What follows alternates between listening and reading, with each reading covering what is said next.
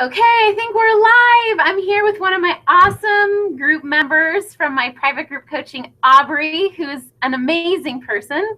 Mhm. And she volunteered to share some of her in the process journey. And I thought it was so appropriate with what we've been talking about this week as far as blocks and the things that hold us back in our business. Even like not just the technology and the know-how, but like the mental stuff we need to get through as we shift from working from someone to being an entrepreneur. So Aubrey, just kick us off by introducing yourself and then letting us know where you're at and what you kind of discovered this week. Okay, hi. I'm Aubrey Schwietert. I'm very new to this whole entrepreneurial business thing, um, which I think is how I got in this rut that Anna was talking about that she helped me out of today. Um, but I am trying to start an editing business. I've always loved I know it sounds weird, but I've always loved proofreading and editing other people's papers or whatever. Like I notice typos on everything from menus to billboards and all this stuff. Um, and especially to someone like me, I kind of don't I kind of doubt the business's credibility when I see some typos. And so I thought it would be really helpful to kind of start a service to help people look professional and to help them be everything they want to be, even if they're not naturally inclined toward all of the details of fonts and spacing and all this stuff. Um, but because I'm new to the entrepreneurial stuff, I got in kind of a rut of using my busyness as a crutch um, to not dive in head first and put myself out there with my core offer. Anna had asked us to write up what it is we're offering the public and to put a price point on it and to kind of write out what our value is on paper or online. And that was really hard for me. And so I kept putting it off and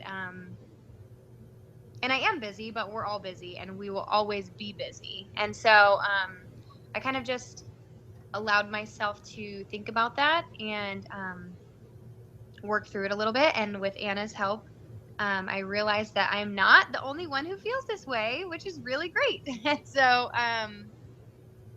yeah, I don't know what other questions, Anna. Yeah, no, that's great. I love too how you hit on like, yeah, the fact that we are like that is the truth. The truth is that you are busy, but there's more to it when it came to really for the first time in your life, you were being forced to put on paper with a dollar sign what you're worth. And that's really kind of intimidating and overwhelming especially if we've never done that before Hmm. and we've always worked for someone else and it's Absolutely. overwhelming. Yes. So how are you feeling? So that was what we were working on like week 2 in the program, like your core offer. And how do you think that, or what do you think shifted for you that you were able to say like, I've just got to write this down and this isn't my business? Or how do you think that clicked for you? Well, I think it was just kind of pressing in when I wanted to kind of cover it up. Um, just because it is scary and allowing myself to kind of admit to myself that it's new and that it's okay to work through this and um, kind of wrestle with what I feel my value is and just see like your video. You had a video in your bigger group, the Heart Centered Entrepreneur, and you had said like I'm a great deal. Like you truly believe that you're helping women, and I was thinking about it while you were talking about it, and you're like it adds so much value. And I was thinking what like that having a professional looking website or blog or menu or whatever is of value. Like you want to look professional, especially if you're running it as a business. People are going to take you way more seriously.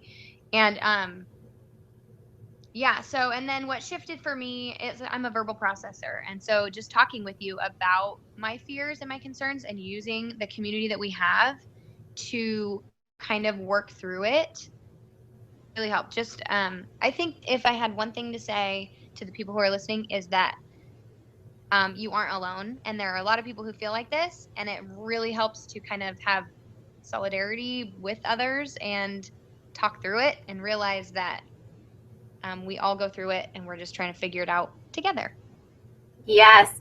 You just said it so great. I was going to ask if you had like a tip, but you already said it. Like, and I think that's a great tip, which is just, well, realizing that we're not alone and getting those fears out there. I think it's so, even literally like typing them out in the group or telling a friend.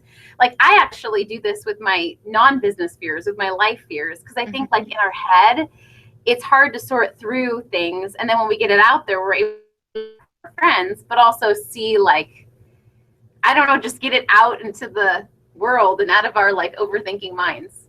Absolutely. Right.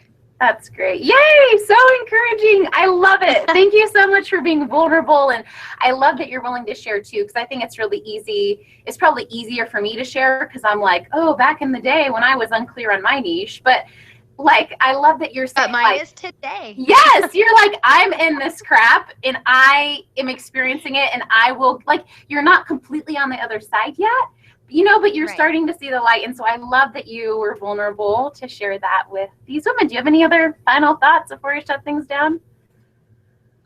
Keep on keeping on. You're That's all I great. got. Yay! Thank you, Aubrey. Okay, good luck, ladies, as you continue on in your journey and fighting those blocks, and we will see you in the group.